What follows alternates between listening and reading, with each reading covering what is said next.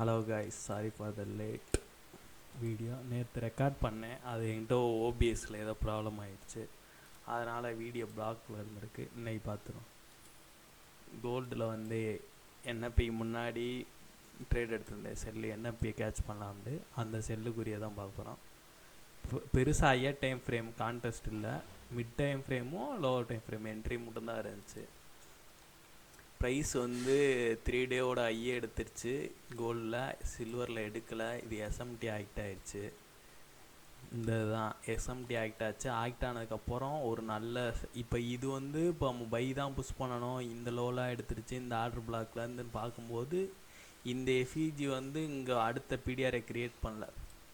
அப்போ இங்கே ஃபெயில் பண்ணுது. ஃபெயில் பண்ணும் போது இந்த லெக்கை ஃபெயில் பண்ணிட்டு இங்கே ரிஜெக்ஷன் பிளாக்கு தான் அடுத்த லாஸ்ட் லைன் ஆஃப் டிஃபென்ஸுன்ற மாதிரி இங்கே வரணும். அப்போ இங்கே தான் இந்த லோவுக்கு நான் டிபி பண்ணியிருந்தேன். இந்த இது தான் அடுத்ததுக்குரிய இது கான்ட்ராஸ்ட்டு. எஸ்எம்டி நீங்கள் போய் செக் பண்ணி பார்த்தீங்கன்னா உங்களுக்கு தெரியும். அதுக்கப்புறம் இந்த H4 CSDல கரெக்டாக 6 மணி கேண்டில் ஓப்பன் ஆச்சு. ஓப்பன் ஆகிட்டு உள்ளே ட்ரேட் ஆச்சு. ட்ரேட் ஆகிட்டு இந்த ஹையை எடுத்துகிட்டு ஒரு நல்ல எஸ்எம்டி இங்கேயும் வந்துருந்துச்சு. சரி, இங்கே ஒரு நல்ல எஸ்எம்டி வந்துருந்துச்சு.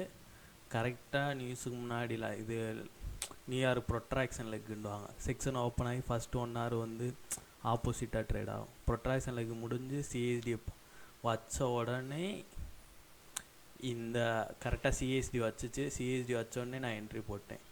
என்ட்ரி போட்டு இந்த லோ டிபி பண்ணியிருந்தேன்.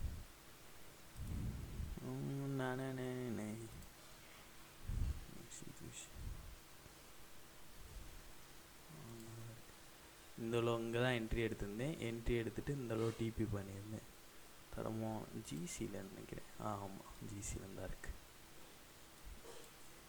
கரெக்டாக இந்த சீப் ஆச்சு. சீப் ஆனோடனே இதான் அந்த H4. இது புஷ் பண்ணல. சீப் ஆனோடனே இங்கே ஒரு எஸ்எம்டி இருந்துச்சு. எஸ்எம்டி கொடுத்தோடனே இங்கே சிஎஸ்டி தான் என்ட்ரி. இங்கே இந்த லோவில் எக்ஸிட் ஆகிருந்தேன். இதுதான் நான் வரைஞ்சிருந்தேன். அதுக்கு தான் நான் இந்த லோ வரைக்கும் வரைஞ்சிருந்தேன்.